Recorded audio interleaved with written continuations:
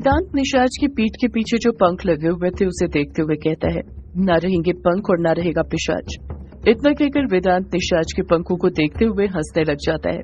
देखते ही देखते वेदांत की हंसी गुस्से में बदल जाती है।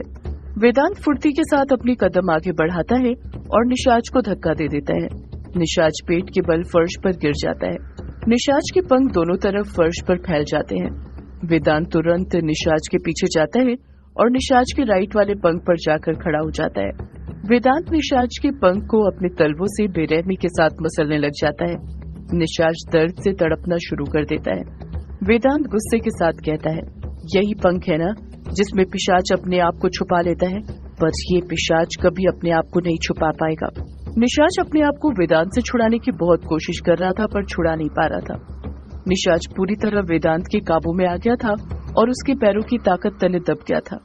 निशाज के पंखों की पीठ के साइड से खून निकलने लग गया था। निशाज का राइट पंख टूटने लग गया था। निशाज दर्द से कराहते हुए बोल पड़ता है, छोड़ मुझे, छोड़।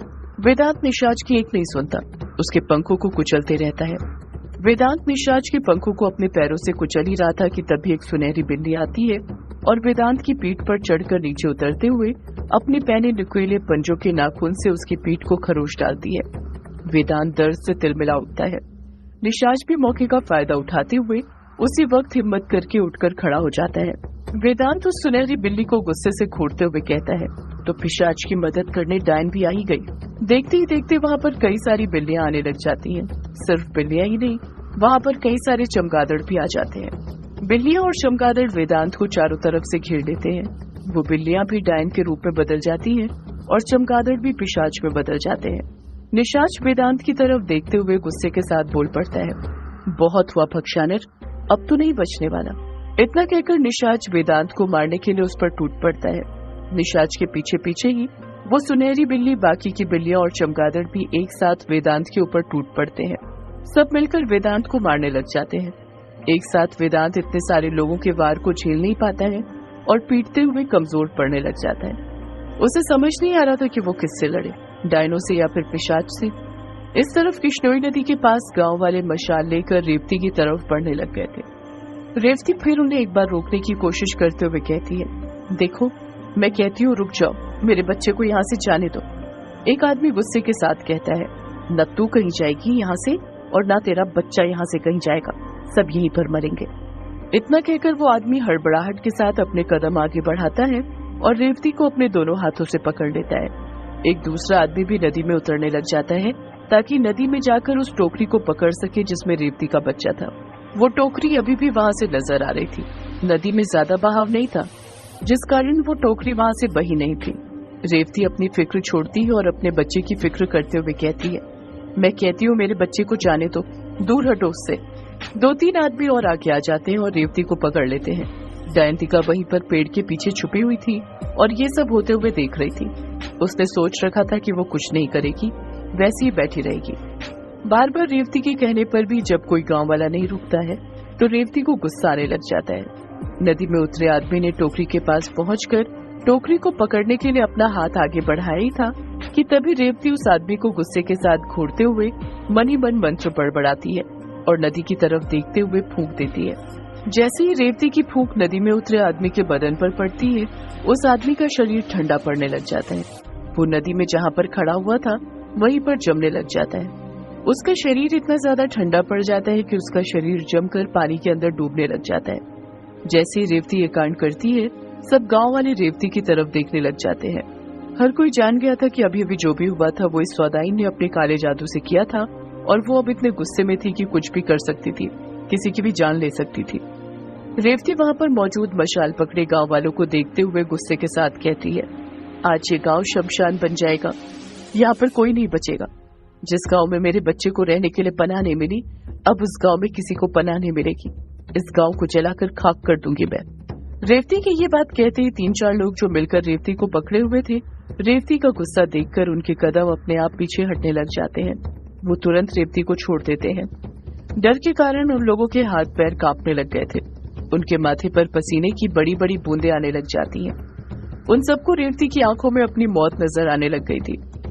इस तरफ सबने मिलकर वेदांत पर हमला कर दिया था। सबकी काफी मशक्कत करने के बाद आखिरकार वेदांत कमजोर पड़ने लग गया था।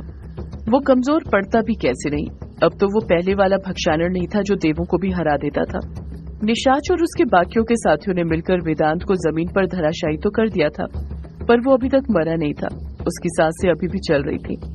निशाच 3-4 बार अपने दांत से वेदांत के गले पर वार कर उसका खून भी पी चुका था, पर उसका खून खत्म ही नहीं हो रहा था, और न ही दांत गड़ाने पर वेदांत के शरीर में निशाच का जहर फैल रहा था, जो आमतौर पर आसानी से फैल जाता था।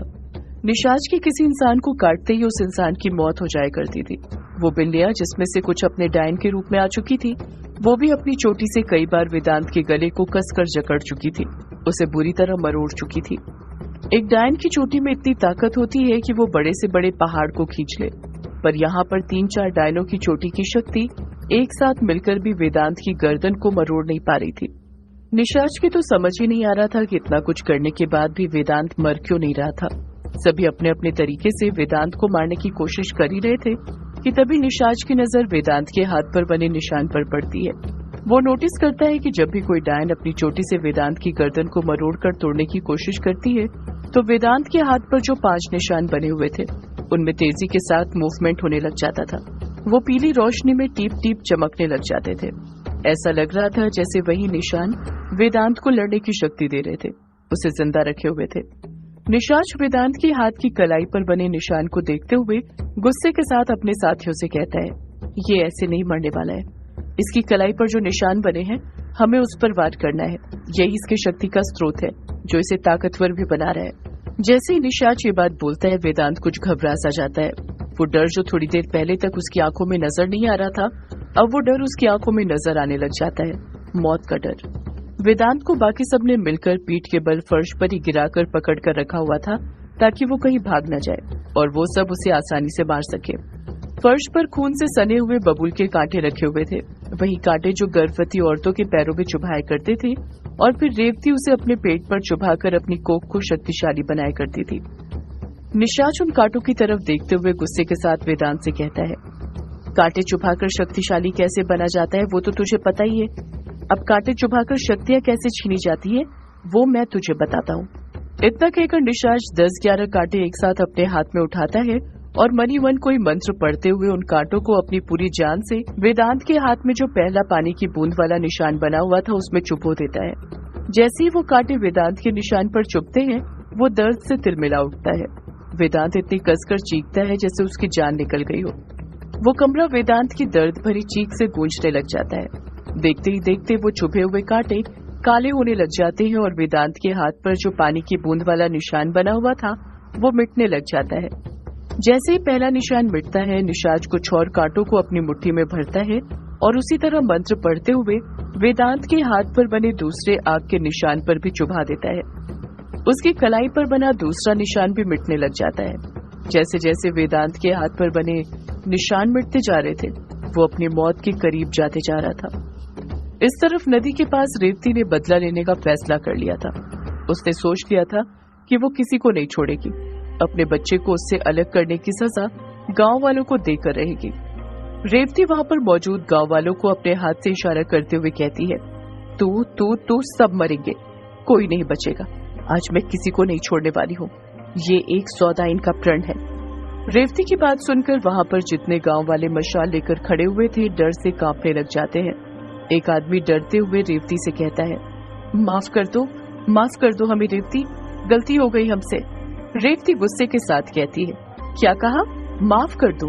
क्या तुमने मुझे माफ किया था? मैं कहते कहते थक गई, छोड़ दो मुझे और मेरे बच्चे को। पर क्या तुमने सुनी मेरी बात? वहां पर मौजूद सब गांव वालों को अपनी गलती का एहसास होने लग जाता है और वो शर्म से अपना सिर नीचे झुका लेते हैं। रेवती फिर बोल पड़ती है, नहीं सुनी ना तुम लोगों ने मेरी बात, तो फिर मैं कैसे छोड़ दूं तुम लोगों को? तुम लोगों ने मुझसे मेरे बच्चे को अलग किया है और अब मैं तुम्हारी आत्मा को तुम्हारे शरीर से अलग करूंगी। रेवती की आंखों में एक ज्वाला नजर आने लग गई थी, वो ज्वाला जिसमें वो सबको जला देना चाहती थी। रेवती अपने दोनों हाथ आगे करती है, अपने नाखून को कसकर अपने हाथ में पकड़ती है और वहां पर मौजूद गांव वालों की तरफ देखते हुए कहती है, जिस गांव में मैं नहीं रह पाई अपने बच्चे के साथ, अब उस गांव में कोई नहीं रहेगा। ये गांव आज से शमशान में बदल जाएगा। इतना कहकर रेवती मंत्र पढ़ने लग जाती है। रेवती मंत्र पढ़ते हुए कहती है, समूढ़ मत्स्य पांसुरी स्वाहा, समूढ़ मत्स्य पांसुरी स्वाहा, समूढ़ मत्स्य पांसुरी स्वाहा। रेवती बार बार इस मंत्र का जाप करने लग जाती है और देखते ही देखते वहां पर जो लोग मशाल लेकर मौजूद थे उनकी मशाल की आग उड़ते हुए रेवती के हाथ के पास जमा होने लग जाती है। सारी मशालों की आग रेवती के हाथ में चली गई थी, जिसे उसने अपने नाखून की शक्ति से पकड़ कर रखा हुआ था। ये सब देखकर तो गांव वालों की बोलती बंद हो गई थी। पेड़ के पीछे छुपकर बैठी डायंतिका की भी समझ नहीं आ रहा था कि रेवती क्या करने का सोच रही थी। रेवती के हाथ की तरफ देखकर ऐसा लग रहा था जैसे उसके हाथ में आग का गोला हो।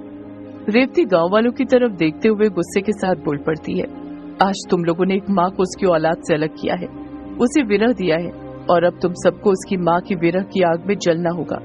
इतना कहकर रेवती के हाथ में जो आग का गोला था, रेवती उस आग के गोले को अपने ऊपर उलेट देती है।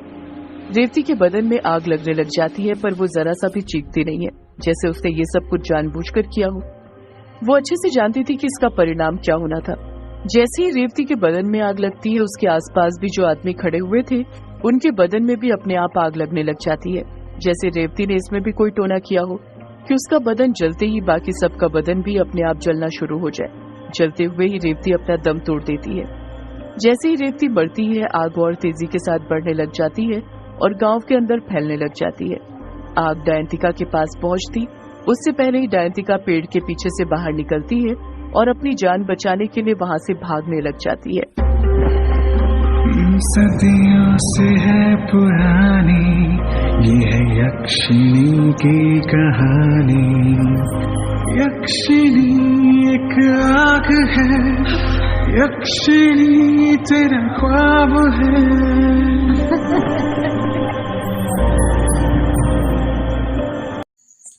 आप मुझे सुन सकते हैं। शुक्रिया।